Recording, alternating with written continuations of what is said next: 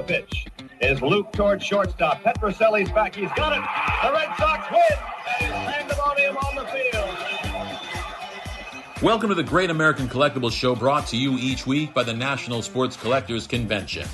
Join us every Wednesday evening at 6:30 p.m. Eastern Standard Time and get the latest news from the greatest experts in the sports collectibles world. You can watch us on the Great American Collectibles Facebook page, as well as YouTube, or you can listen to us on Spotify, Pandora, iHeartRadio, or any of your favorite podcast platforms. And now your host, award-winning sports collectibles author, Tom Zappala.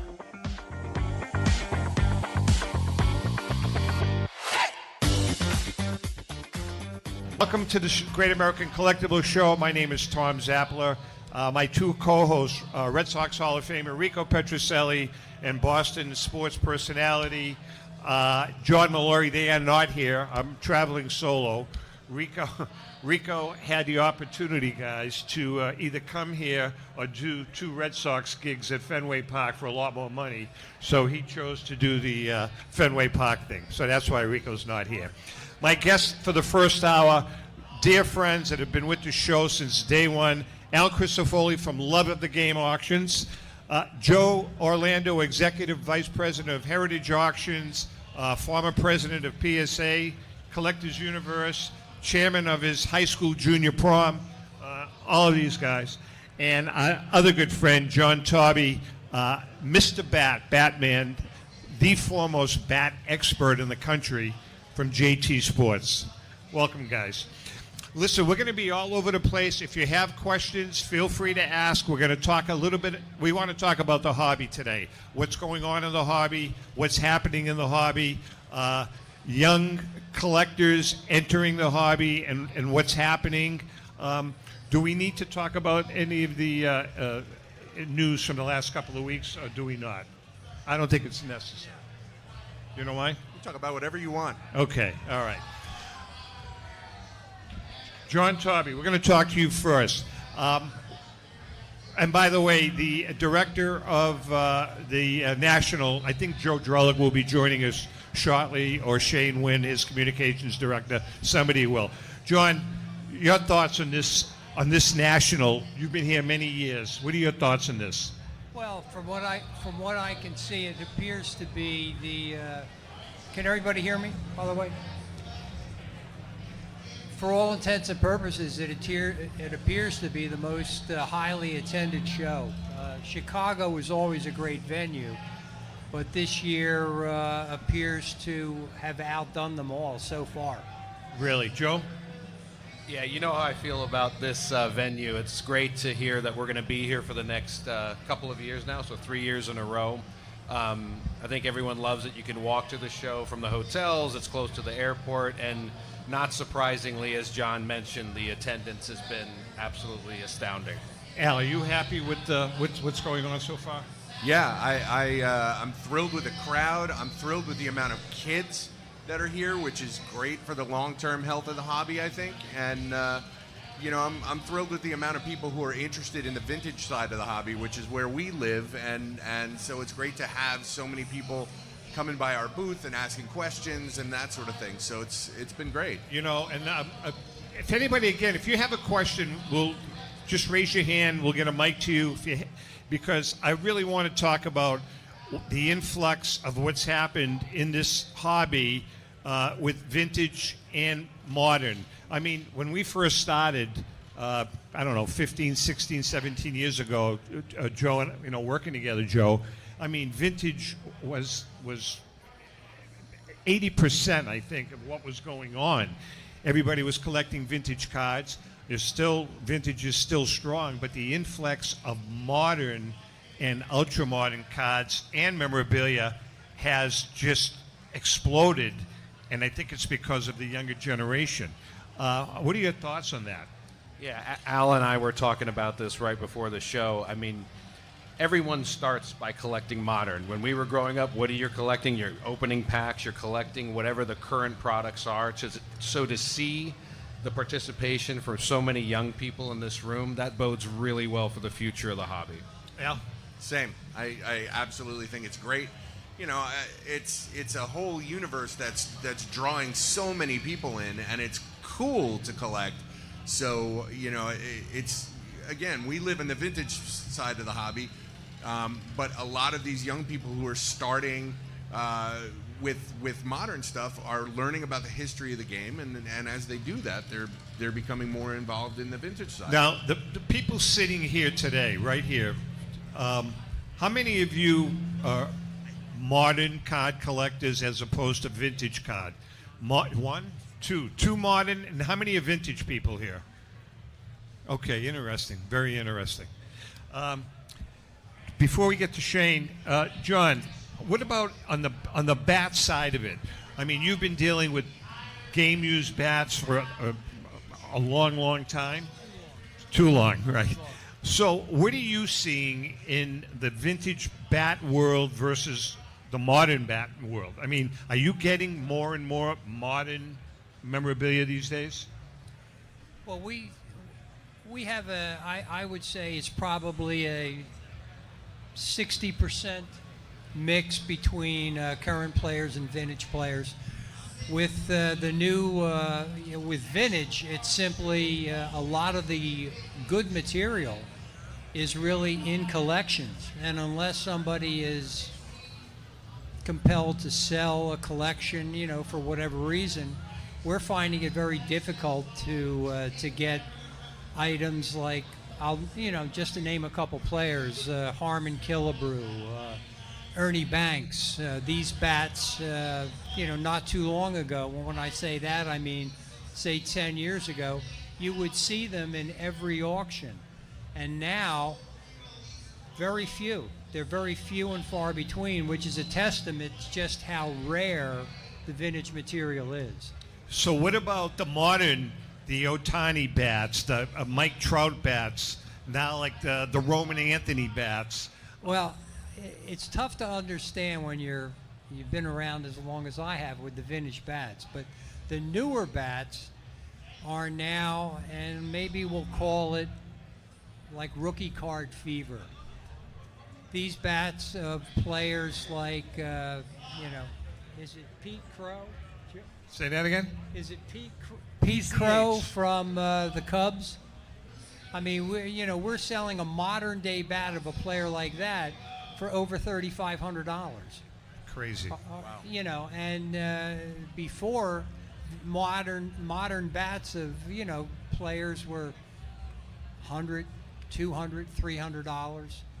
But now there's a fever, if you will, with younger people too, because a lot of the buyers now are not middle age as you find in the vintage market, but the younger buyers are they're very enthusiastic and trying to figure out where they get the money to spend. And we're going to talk about that in a second. I want to introduce Shane Wynn, is the communications director for this event. Shane, thank you for coming. Hey, it's great being here. I know that you've been running around like a madman today, but kind of give us an overview of what your thoughts are on how the National is going. Yeah. And I know you guys are doing an awful lot. Joe Drellick and all of them, Jimmy and Brian. JBJ, we call him. Why don't you give us a little overview? Yeah, well, look, I'll tell you this. Like,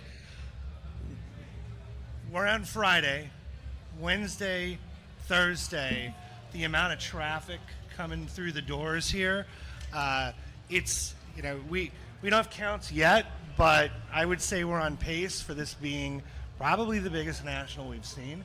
It's what it feels like. We'll know at the end, but it's been an incredible turnout. It's been super exciting.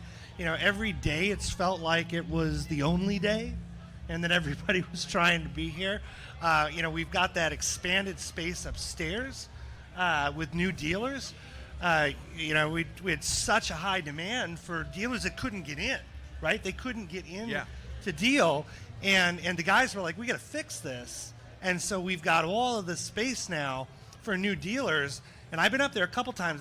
Hopefully everyone's had a chance to go upstairs. But, it's been kind of a madhouse up there. Do you know how many new dealers are there this year? I think there's 75 new booths. Wow. Up there. That's yeah. fantastic. So it's a significant footprint. And if you've been up there, you see that the footprint available in that space, we're not taking anywhere near all of it yet. So, we're on a potential trajectory here. We're going to be here for 3 years. Yeah. So within 3 years, we're going to have this thing pretty dialed in. But I'm hopeful that even more dealers are going to have an opportunity to be able to set up and be a part of this, which is what a lot of them want. Well, you know what's happened here? I mean, Joe and I were talking about it before we came up here. It's just amazing as to, I don't even know what you call it, the diversification of different caliber levels of entertainment. I mean, it's just amazing. I mean, again, 15 years ago, there were car dealers, there were auction houses.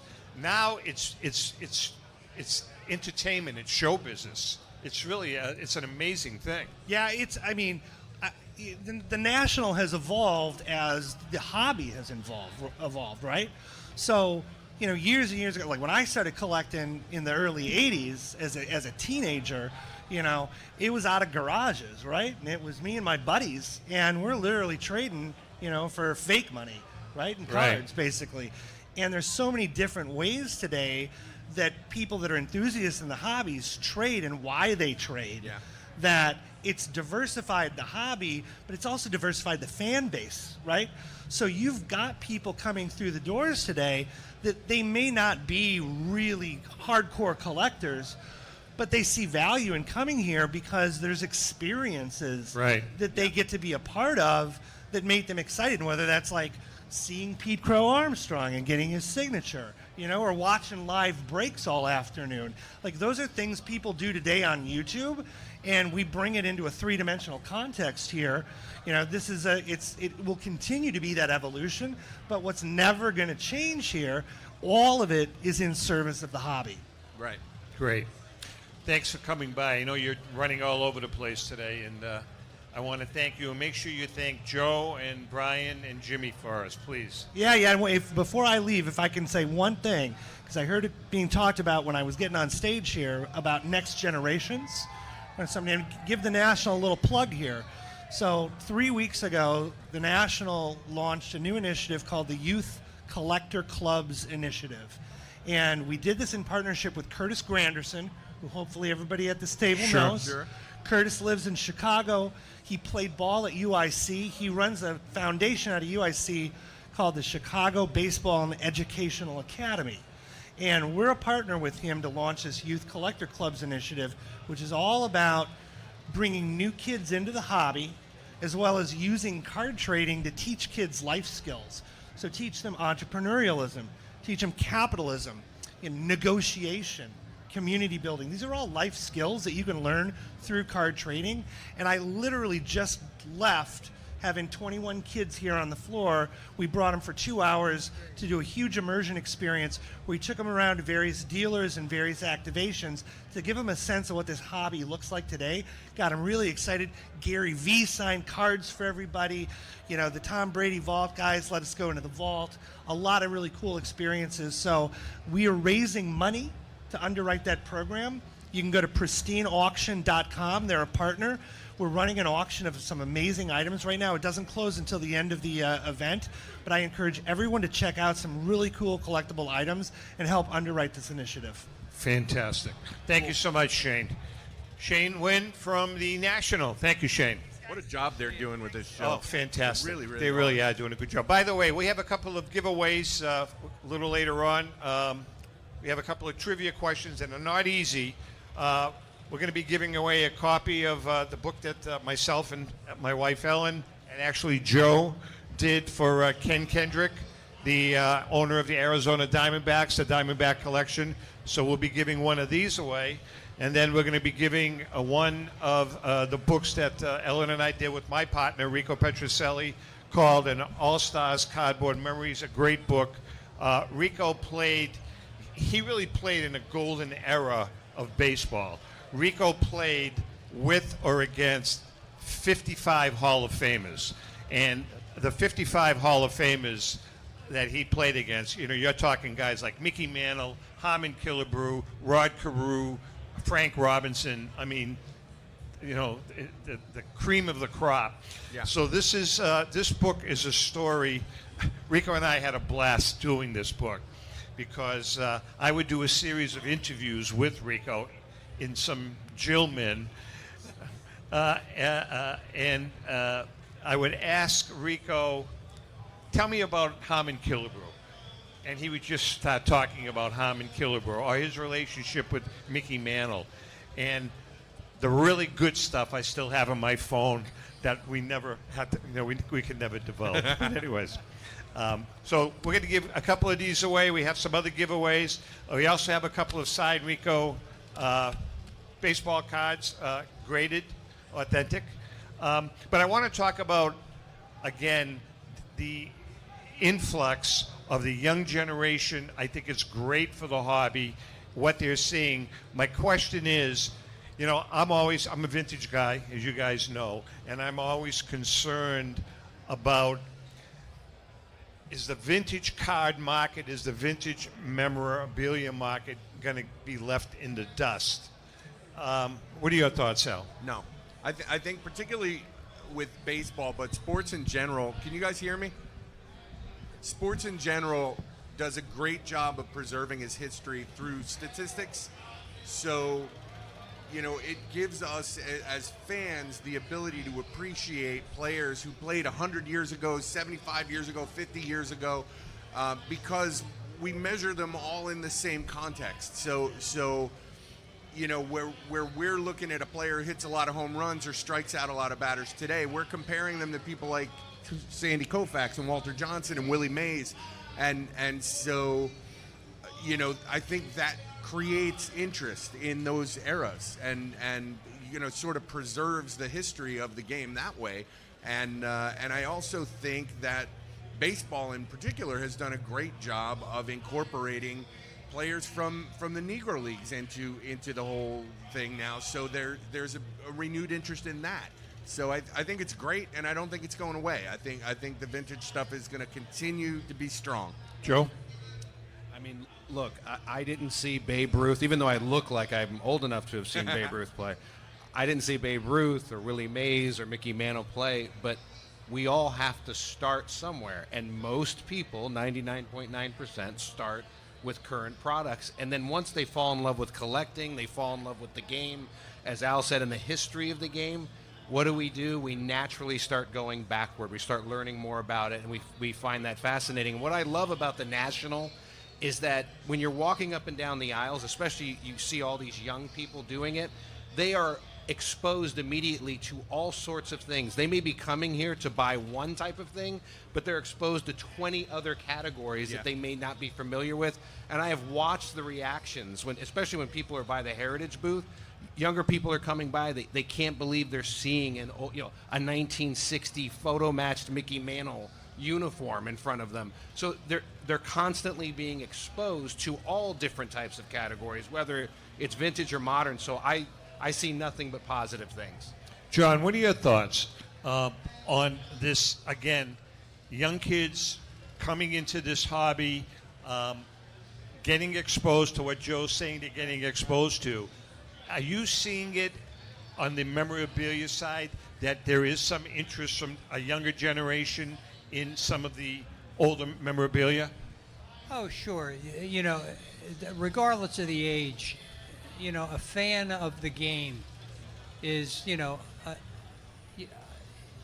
has great interest in the history of the game. We have a lot of younger people who are, as Joe just said, they walk by the uniform of, Pete Rose or a Babe Ruth, and they're, these, to the younger generation, these are like mythical, entities, if you will. And we see that, the opportunity that some of these people have to actually grab a bat or put on a cap that was worn by Babe Ruth or Mickey Mantle or Willie Mays, Jackie Robinson. I mean, I sit here, I mention these guys' names, I get goosebumps. Right. You know, because you're talking about really the foundation of baseball, and baseball, regardless of what they say about football, okay, is the American pastime. I agree with that. I totally There's agree with no that. question. I want to ask these young kids right up front. Hey, Ellen, can you do me a favor? Can you grab this end mic, please? John, can you hand just hand the microphone to Ellen? Come on, you can do it, John. All right, I want to ask these young kids, starting with the kid with the Sox hat on. I want to ask you a question now. What do you collect? I collect baseball and football. Okay, and you collect modern baseball cards, I'm assuming, correct? Modern and some vintage.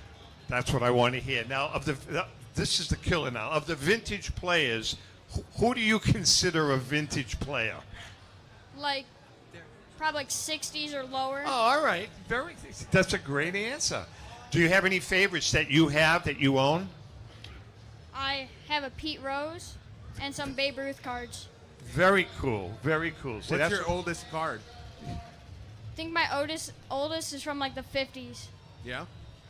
very, very nice. You're making my heart feel good. Now, this young lady, do you collect cards? I collect football cards and Garbage Pail Kids. Cool. You sound like my grandkids. So, of the football cards you collect, I'm assuming you collect the modern football cards, correct? Yes. Do you have any favorites? I like Joe Burrow, and I'm a fan of the Dolphins.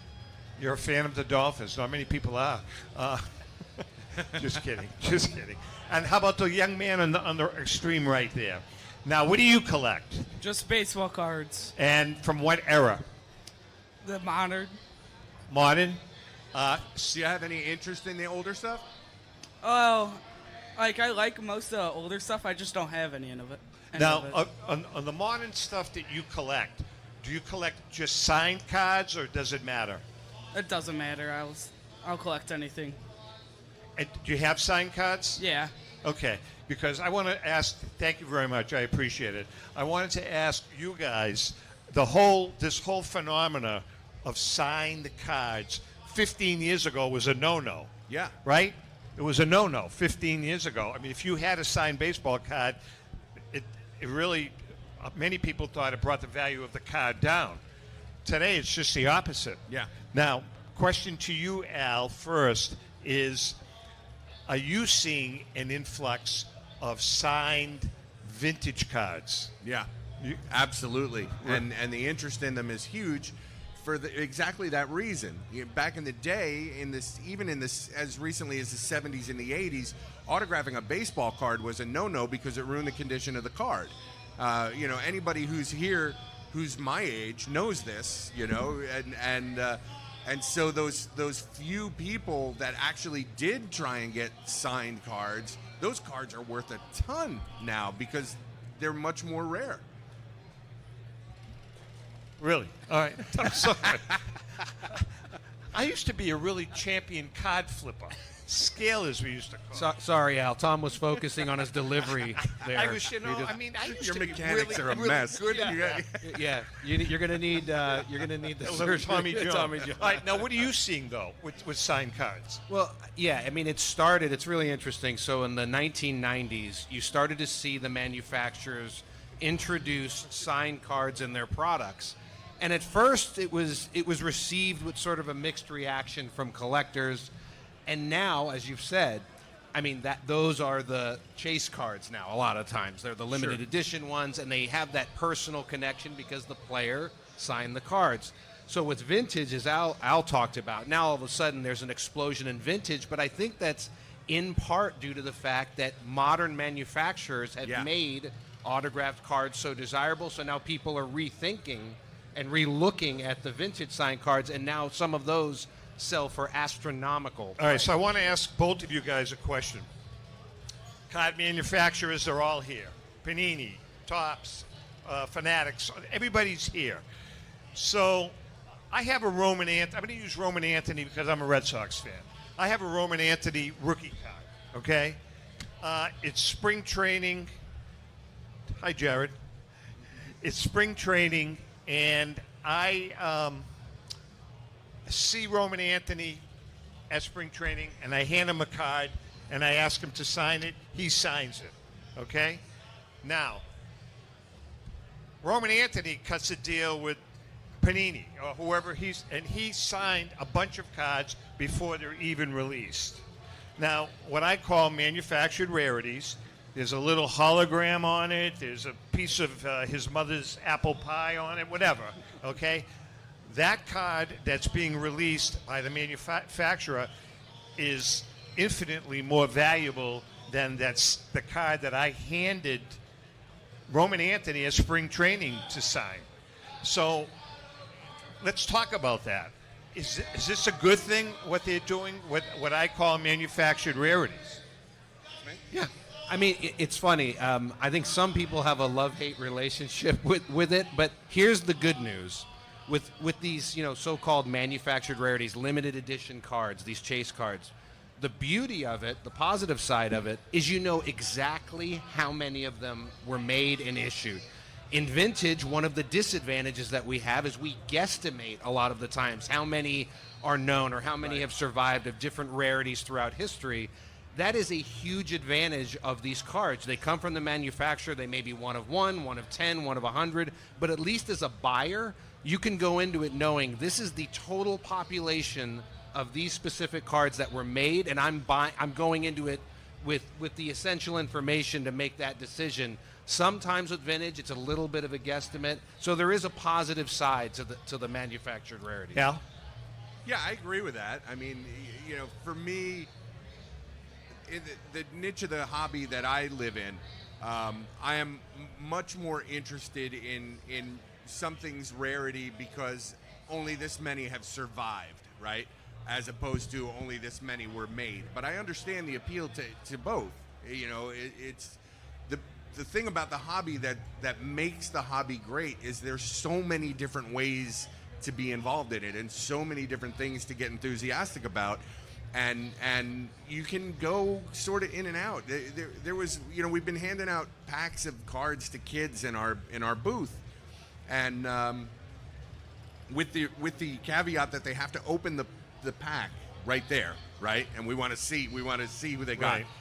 The kid pulled a 1 of 10 Christian Yelich autograph card out of a pack in my booth that we gave him, and I thought that was really cool. And I don't collect that stuff at all, but it was just really neat to see, he knew right out of the pack, this is 1 of 10.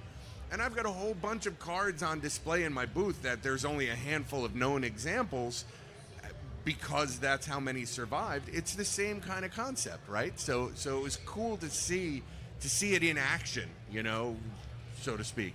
We are chatting with John Tobby from JT Sports. JT, what are your thoughts? No, well, I had a question. I understand the manufactured rarity too, especially when you get to 1 to 5.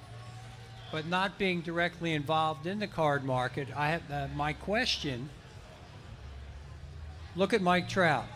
Now I know when they first issued his signature cards, they were very sought after, very valuable.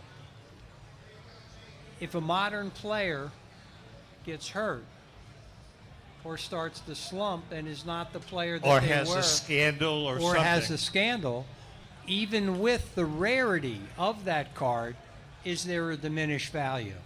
For sure. I would think, right? Yeah. I mean, we're not going to mention names, but there's a few players that I can remember. One player in particular who's no longer playing. His card was going for thousands and thousands of dollars as soon as I don't even think he was up in the majors yet. And there was a scandal, and that card, you can't give it away now. So I think you do have to be careful when it comes to that. Yeah, if one of the considerations is the financial value of the thing, if you're just collecting for the passion of collecting, then it doesn't really matter if the player's career, if he was Mark Fidrich. Mark Fidrich is a guy that I can remember, who set the world on fire for 1 year. Right, and can you guys remember 1976 and what that was like, and why? I mean, how great was that?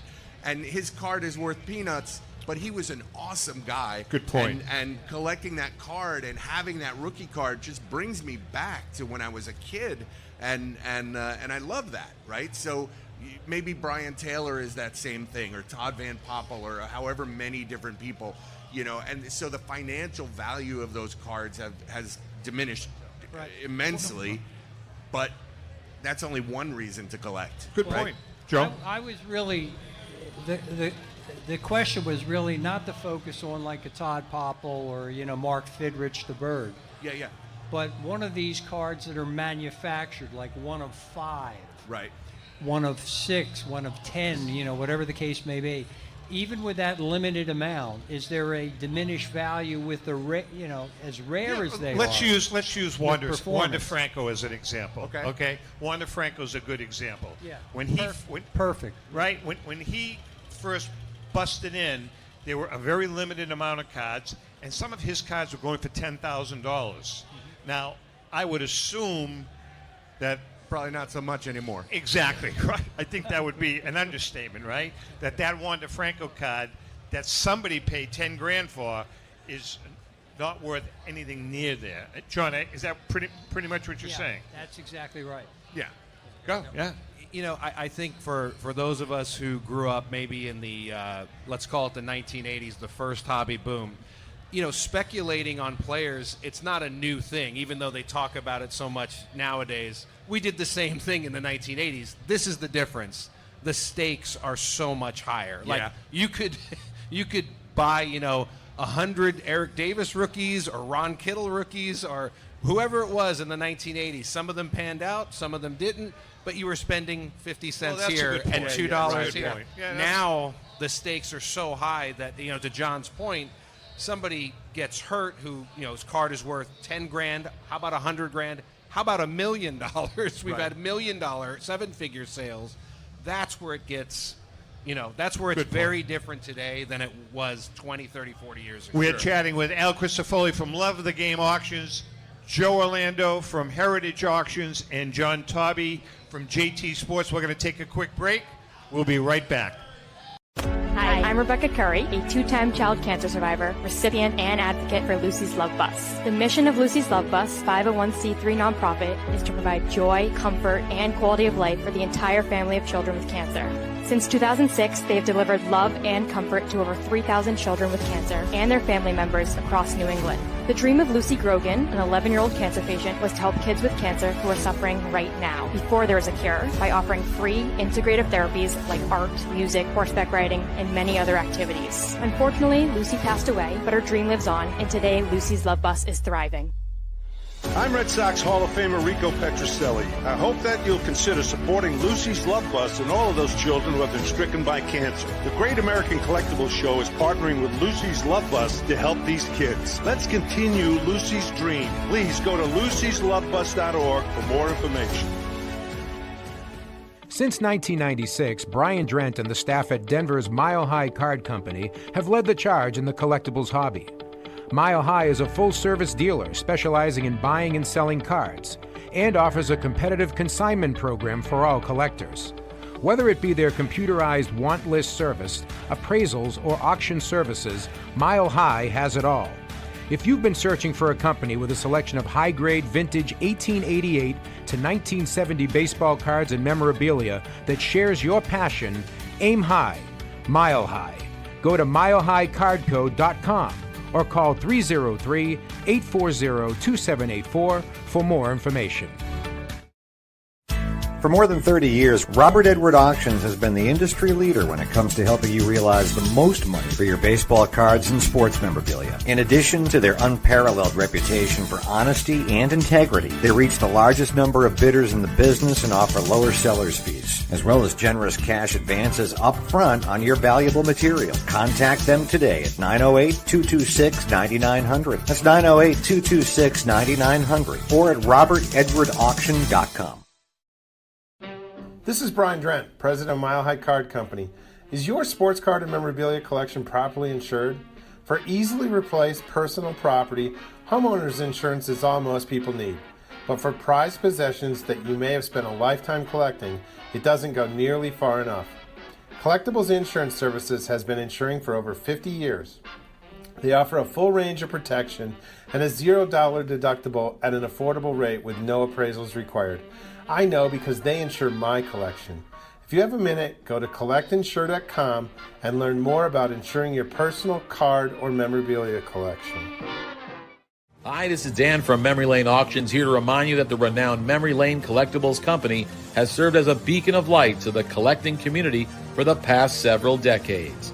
Indeed, folks, it has been our utmost privilege and pleasure to provide the most enthusiastic collectors with an abundance of the finest sports cards and memorabilia for America's most coveted sports personalities via our world-class auctions. Whether you choose either a private sale transaction or the auction route, Memory Lane cordially invites you to reach out to us to maximize the value of your prized possessions. Also, it is not just sales that we pride ourselves on being the best of the rest, because if you are seeking a particular keepsake for your esteemed gathering, we will be relentless in our quest to find that special piece to fulfill your collecting dreams. So no time to wait. Reach out to us today for the purposes of capitalizing on our unparalleled marketing capabilities. Simply pick up the phone and dial 877-606-5263. That's 877-606-LANE, or find us on the World Wide Web at www.memorylaneinc.com. Now is the time for your valued consignment to ultimately become another one of Memory Lane's record-setting prices. How would you like to own the bat that was used by your favorite player when he hit that towering home run or game-winning base hit? Now look no further than JT Sports, specializing in the sale and authentication of professional game-used bats. As the official authenticators of professional model game-used bats for PSA DNA, JT Sports will guarantee the authenticity of any bat purchased from them. JT Sports also buys and sells game-worn uniforms, gloves, and baseball equipment. The unique quality of the collectible is what JT Sports is all about. Give them a call at 609-487-8003 or check them out at GameUseBats.com. We're back. We are chatting again with Al Crisafulli from Love of the Game, John Tobby from JT Sports, and Joe Orlando from Heritage Auctions. All right, we're going to give away a book right now. Did you see that catch? What catch? Did you No, see I that did catch? not. He can One hand, right? One hand, just. There we go. There we go. Pretty great. All right, so there's some vintage guys out there. This is, by the way, Joe, you need to sign this.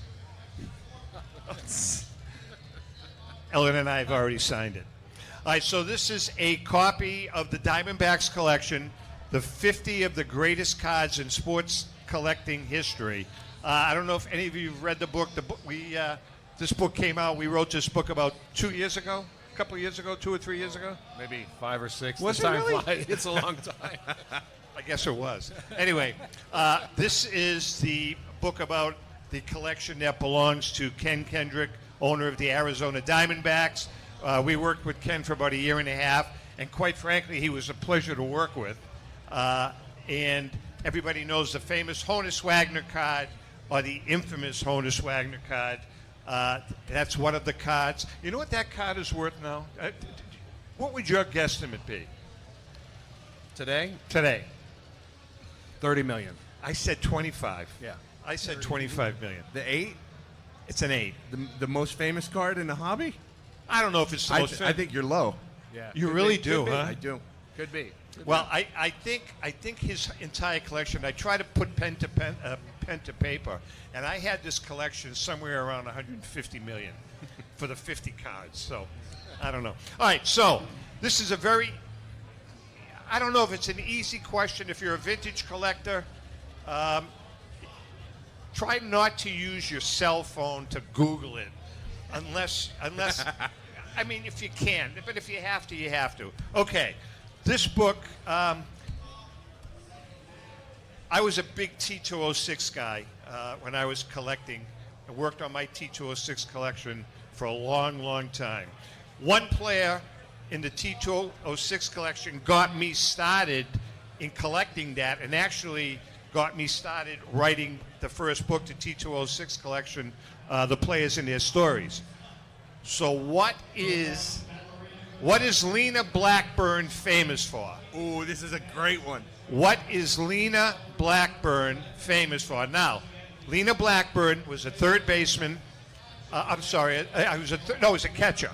He was a catcher during that T206 era, 1909, 1910. He was a horrible catcher, as a matter of fact. Wasn't any good.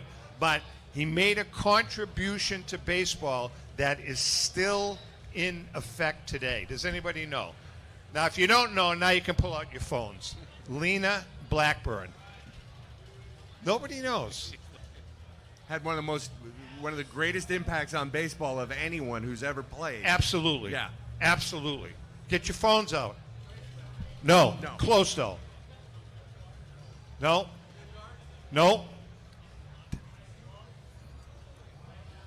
Speak up. No. Lena Blackburn made one contribution that is still in effect today, and I'll give you a little hint. That contribution is used in every single baseball game today. Started selling Cracker Jack. No. You don't know who Lena Blackburn is. Come on, let's go. Take your A lot phones of people out. don't know this. This is a really cool thing. Steve Lane, what do we got? Yes. Bingo! Come on up and get the book. Lena Blackburn is the guy. You're out. Lena Blackburn. Here you go. Congratulations. Lena Blackburn. Baseball players used to complain about the sheen on baseballs, and Lena Blackburn was the guy. He discovered a mud pit in the Delaware. It was the Right alongside the Delaware River. Delaware right? River, Uh-huh. and he found it's still proprietary mud that you were able to rub baseballs in and not dirty them and keep the sheen on it. And today, every single baseball before a baseball game is rubbed in Lena Blackburn mud. And that place on the Delaware River is secret. He handed over the company to a family that still does this. It's like the Coca-Cola formula. Yeah. right? Every year they drive out with a little pickup truck and a couple of 55-gallon drums, and they scoop up the mud from along the banks of the river, and then they bring it back and they put it into little jars that they ship off to each major league team. And before every game, the umpires rub up a couple of dozen balls with Lena Blackburn's baseball rubbing mud. Very cool. Yeah. And that guy got me started in this industry. Thanks, Lena. I want to talk about, these are all vintage collectors, but women have really they've started to embrace this hobby. Now, how responsible is Caitlin Clark for what's going on in the hobby with women? Joe, I'm going to ask you this. I get put on the spot on this one. No. Well, there's two things going on. I think there's more women participating in general. So there's that, and then there's, if you're talking about the WNBA's popularity taking off, then there's no question who the face of that sport is. So I think there's two different things going on. Caitlin Clark is driving that sport to new heights, and then you have just more general participation in the hobby across all sports, across all things that maybe doesn't have anything to do specifically with her. Al? I agree. We have seen a lot of new bidders who are women who are bidding on vintage cards and vintage sports that have nothing to do with the WNBA. But, naturally, I think, the just explosive popularity of Caitlin Clark definitely contributes. Do you want to contribute to this? Of course. Just watching, obviously I'm never was a WNBA fan. However, anytime I see a clip or I see a play that she has made, first of all, the way she buries a three-pointer is unbelievable. But her impact, I think, on the sport is yet to be seen, because she is really, she may have the impact on the WNBA as somebody like a Jackie Robinson had on baseball. I agree with that. The crowds are sold out with every game. The players now are, requesting, you're starting to see them asking to get paid more. And she is going to bring that type of revenue into the WNBA. I mean, it's going to explode. Yeah. Interesting. Folks, we got another man in here, Jeremy Murray from Pristine Auctions. Jeremy, how are you? Hey, guys. You know everybody, right? I do. You don't know him, do you? I do. I do know Jim. Al, do you know Jeremy? We haven't met, I don't think. How are you? Nice to meet you down there. Good to meet you. From Pristine Auctions. All right, so we're talking about the WNBA, but I want to switch gears a little bit. I want to talk about the real vintage players and compared to the modern players, because that's still, we're doing a thing, and I think some of you know, on the Great American Collectibles Show. Al's been a big proponent of this, by the way. We're doing the Great American Collectibles. We did the baseball tournament. And the 1929 Yankees, 1927 Yankees wound up in the finals beating the 1939 Yankees. But got to be honest with you, my wife thinks I'm nuts because I really spend a lot of time on YouTube watching old vintage footage, because they've colorized it now, they've slowed it down, and it's really, really fun to watch. I watch Babe Ruth and his batting stance, and I see him at the plate lunging, and the way he keeps his feet together. Yeah. John, you're a bat guy. I'm going to ask you the question. Could Babe Ruth compete and hit in today's world? I know Orlando hates me asking these questions. Go ahead. The Bambino would compete at any league at any time. Jeremy, what do you think? I think with the pitching today, it would be challenging, especially with the weight of his bat, swinging that bat. What? I can't contain myself. Joe says he can't contain himself. Go ahead. Okay. I hear this brought up all the time. Totally unfair to compare people from different generations. I agree. But we're going to do it anyway. So if Babe Ruth were playing today, he wouldn't be using a small tree as a baseball bat. Correct. Because there's this thing called science today that they didn't use back then. So that would be, the whole thing is that Babe Ruth, his physical ability, he was so far ahead of everyone at the time. I mean, try to comprehend, we know how incredible Shohei Ohtani is. Imagine Shohei Ohtani out-homering entire teams. That's what Babe Ruth did routinely. He hit more home runs than entire teams did in the league. So the physical ability is there. The game has changed. And if he were playing today, he wouldn't be using the bat. He would actually, there's another thing called nutrition and fitness that would have played in. I mean, these guys there are tremendous advantages then, and there are tremendous advantages today. It really is unfair to compare them. But guys that have, in any sport, guys that have elite talent, I don't care if they played during the 20s and 30s, in any sport, basketball, the 60s. You're telling me Wilt Chamberlain couldn't play today? No, I agree with that. The guys who are really elite athletes, they could play in really any generation. It's just that the game and all of the things around the game have changed so much that it's hard to compare. All right, do you agree with that? Oh, man.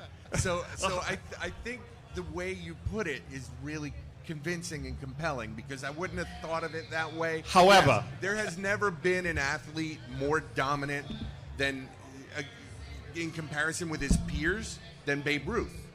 He was so much better than everybody that he played with, and I don't think it gets to that level. I'm gonna do this. Go. I don't think it gets to that level until you see Barry Bonds. I don't think there's ever been a player more dominant than Babe Ruth, and maybe second was Barry Bonds. But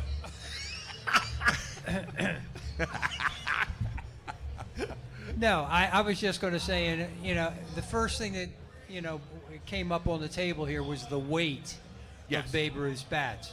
you have to understand that when Ruth was using this type of lumber, he was coming out of the dead ball era. You know, Ruth brought baseball and the long ball.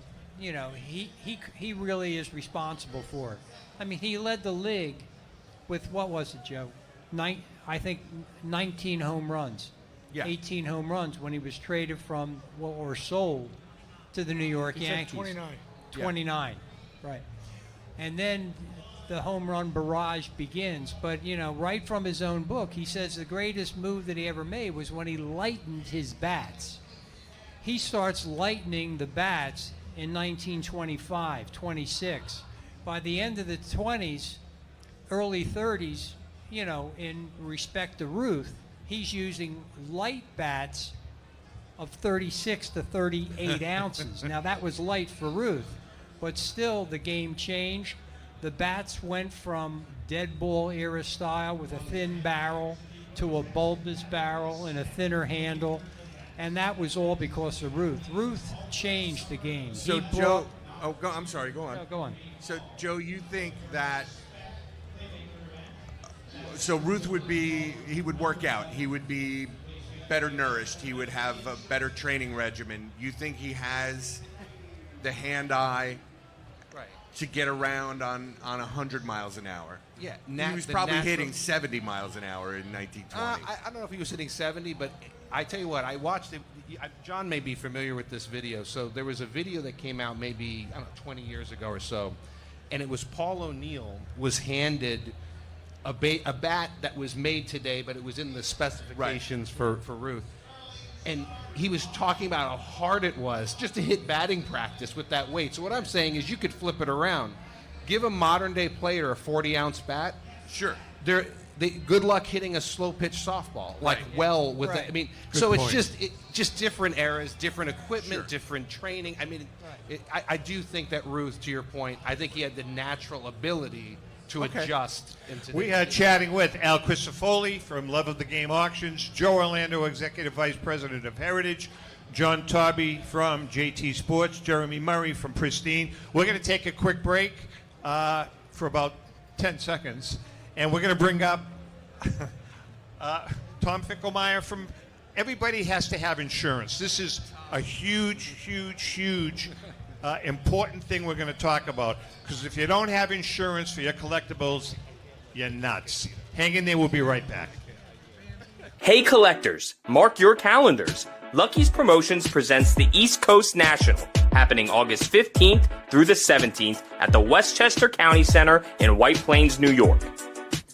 We're talking 400 plus tables of sports cards, memorabilia, and top hobby vendors, on-site authentication and grading all weekend long.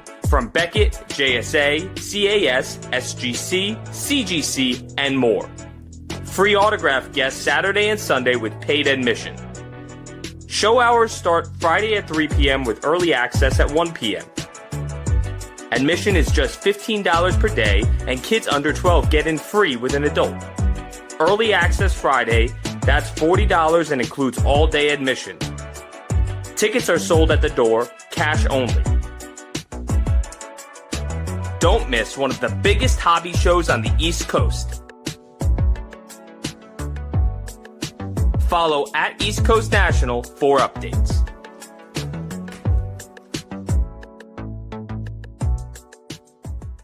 Hi, I'm Rebecca Curry, a two-time child cancer survivor, recipient, and advocate for Lucy's Love Bus. The mission of Lucy's Love Bus, 501c3 nonprofit, is to provide joy, comfort, and quality of life for the entire family of children with cancer.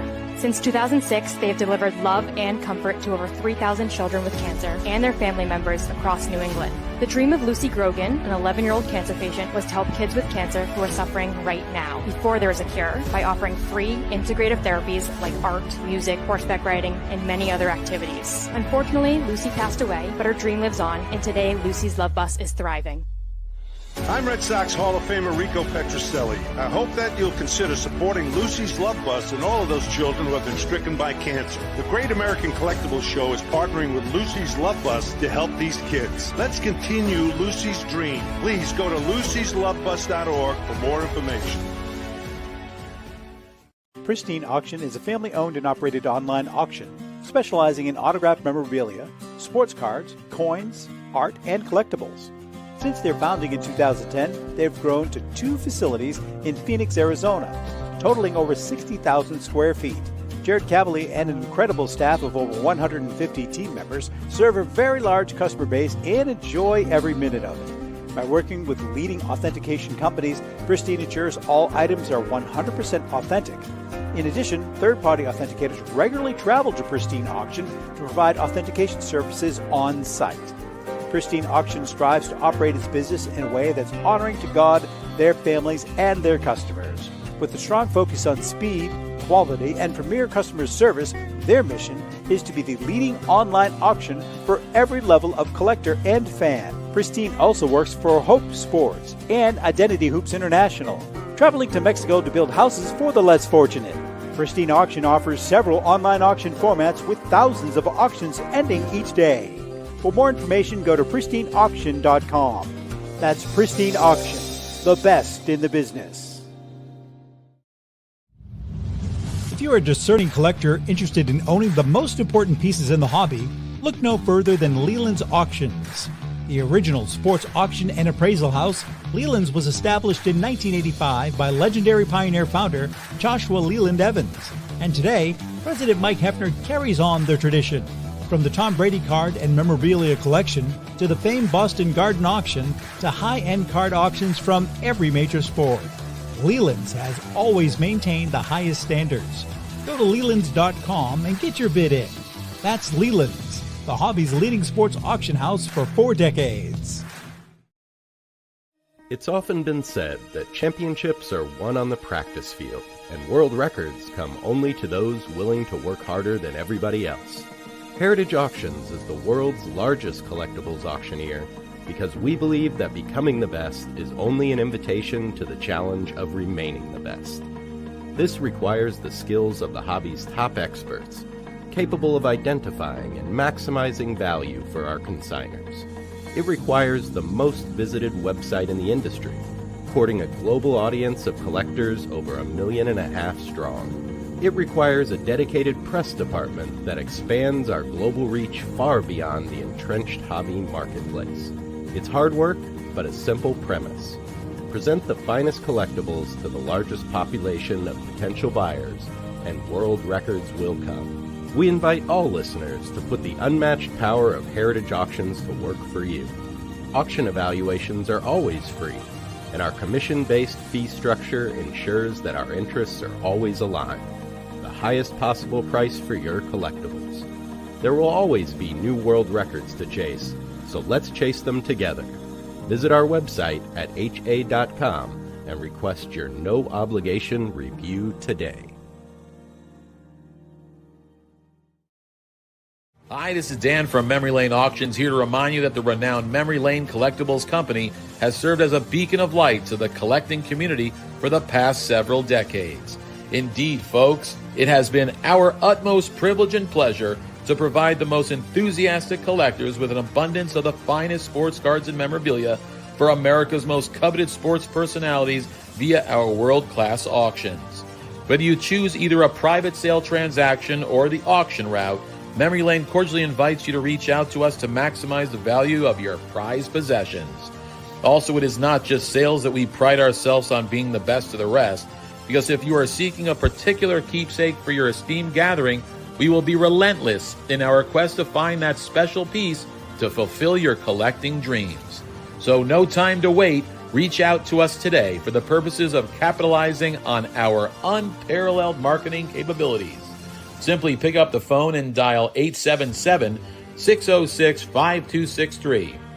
That's 877-606-LANE, or find us on the World Wide Web at www.memorylaneinc.com.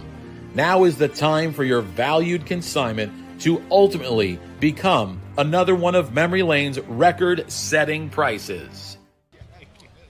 Okay, we're back. Joe, why don't I'm going to stand. No, Tom, sit right over here. Grab a seat.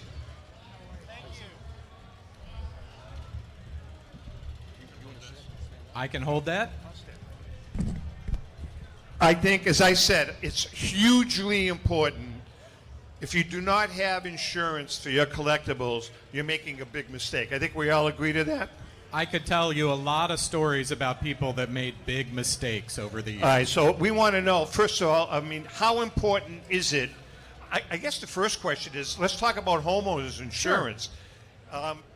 If you have homeowners insurance, is your memorabilia collection covered? Well, that's a solid it depends, Tom. Yes, it's covered, but the problem is, if your homeowner's insurance is written correctly, it's what's called replacement cost. And people say, well, I got a 1952 Topps PSA 4 Mickey Mantle. I get another PSA 4 Mickey Mantle, don't I? No, you don't. Replacement cost is the cost to replace the lost item with a similar item of like kind and quality new. So you lose a 52 Mantle, they owe you one brand new baseball card. Not a Mantle, not a collectible, just a baseball card. And they're not cheating you. For a television set, that's great. You got Granny's old tube TV, a Crosley from the 50s. If it burns up, you get a new flat screen. Great, that's what you want. It doesn't work for antiques or collectibles, Tom. You need special coverage for that. By the way, guys, jump in here if you have any questions regarding insurance. Al, did you have a question? No. Okay. I mean, I have a lot of Mostly questions, they just yell at me, it's too expensive. No, exactly. So what about appraisals? Do I have to have my entire collection appraised? Well, absolutely not. The beauty is most of the companies that we work with, and our advantage is that we represent every company that does this. We are the only retail agent that does this nationwide, and we represent all the companies you've ever heard of that will insure collectibles. For dealers in particular, who's a dealer going to get an appraisal from? Their competitor? You're not going to get an appraisal. These are the guys you would go to Joe Orlando to get your item appraised. You wouldn't. Why would he go get it? He knows what it's worth. The market knows what it's worth. We insure it for the fair market value. And for most items that aren't truly irreplaceable, it's easy to go out and find comparable sales and set a market price. John, you've used Tom for how many years? You have to talk on the mic. Tom, how many years? Since I was about 8 years old. Since my late remember, father yeah. was, Tom Sr. was actually John's insurance agent and Joe's long before. I've known Joe since before he wrote his first book. Oh, that book, I remember that one. That was what, 08? 08? Yeah. I remember that. Goes way back.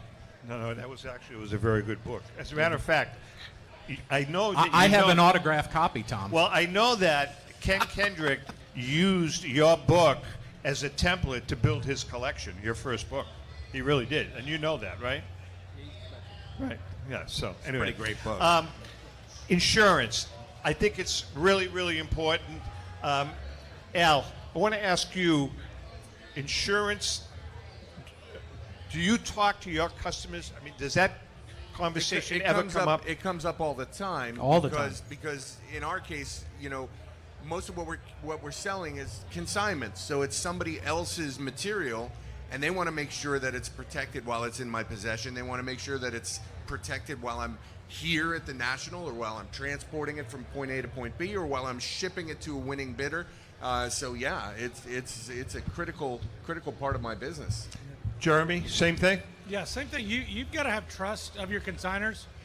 In the card grading business, the same way.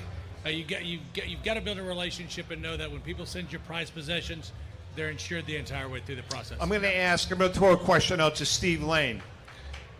On your collection, Steve, now, Steve Lane, he's got just an amazing Mickey Mantle collection, probably the greatest Mickey Mantle collection in the country, soon to be disposed of.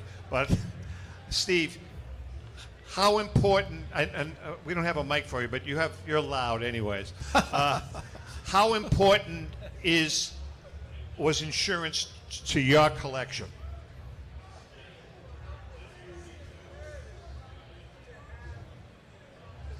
All right, come on up here. Go ahead. Hand him a mic. Jesus. Hand him a mic. Right here, Steve. Oh, there you go. Okay.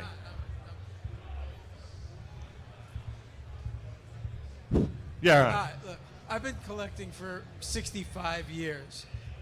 Mantle stuff that's valued in the millions of dollars. You can find it at Heritage later today. But Booth 404. Ask for Steve. I live in New Orleans where there's hurricanes and floods and every other kind of catastrophe you could think of.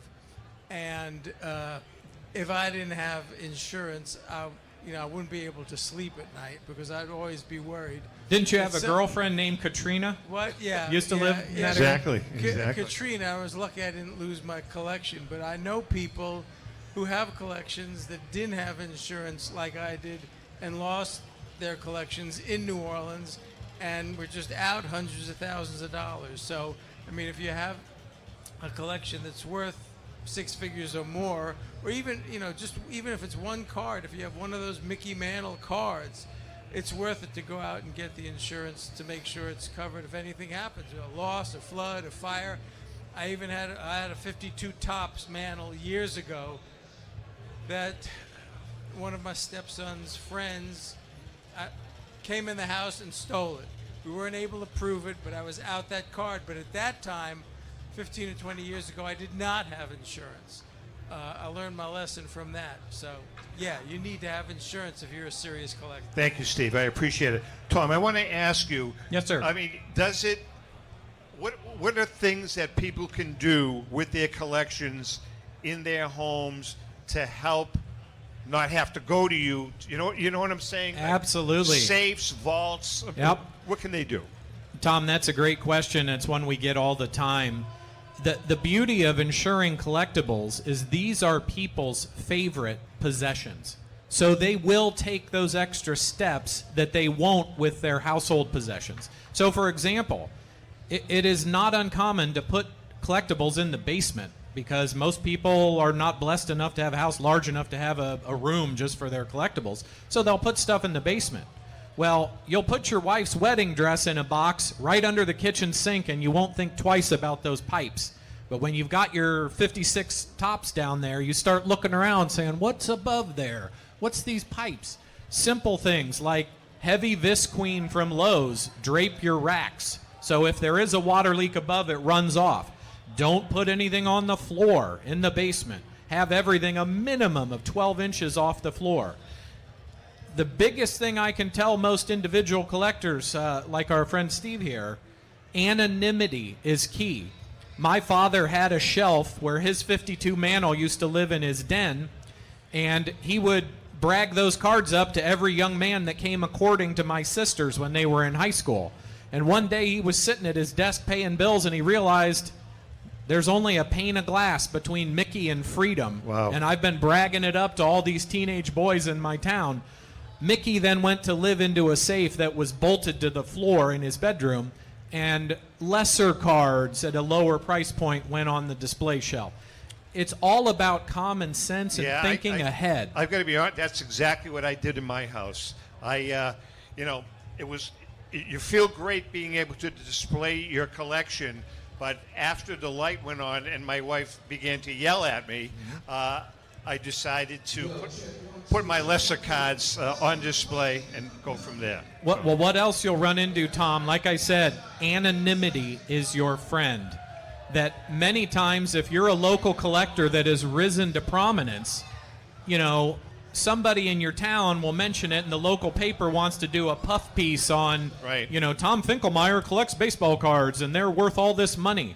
You just made yourself a target.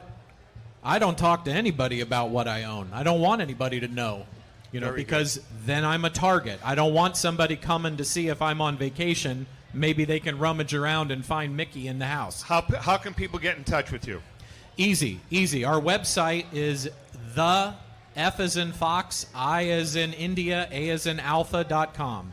The FIA, the Finkelmeyer Insurance Agency. We have a webpage there dedicated for collectibles, but the important thing is our phone number. Just pick up the phone. My sister Jody is actually mad at me because she's not here at the show. I made her stay there to work. Jody is the customer service person that is there to answer everybody's call at all times. And once in a while, I'll show up to work, and you can talk to me, too. Awesome. Thank you, Tom. We Thank you appreciate so much, coming. Tom. I appreciate it. Thank you very much. Tom Finkelmeyer from Finkelmeyer Insurance. Get your insurance. We've got about 5 minutes to go with these gentlemen. I have one more question for you guys. So we're talking about Babe Ruth, talking about them hitting. Let's talk about pitching. All right? Again, I've seen many vintage films of Walter Johnson pitching. Now, Walter Johnson, I think, is an exception to the rule because of his delivery. But when you see some of these other great pitchers, could they pitch today? Al. I'm thinking about this in an entirely new light, given the way Joe presented the whole Babe Ruth argument. Because my feeling has always been no, and no. Okay. And so, but when you think of it contextually, could Christy Mathewson, living today with today's technology and today's nutrition and today's workout routines and all of that, could he dominate today? Well, yeah, he was an elite pitcher in his era, and he would, be an excellent pitcher today. If you took Christy Mathewson out of 1908 and dropped him into the Yankees rotation tomorrow, no. Good point. So, Joe, let's go.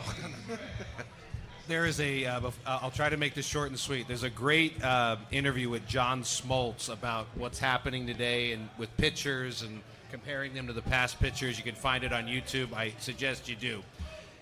Major League Baseball has fallen in love with velocity, and the thing is, all major league hitters can hit a 100-mile-an-hour fastball. Like that's not hard. That's not the hard thing to hit.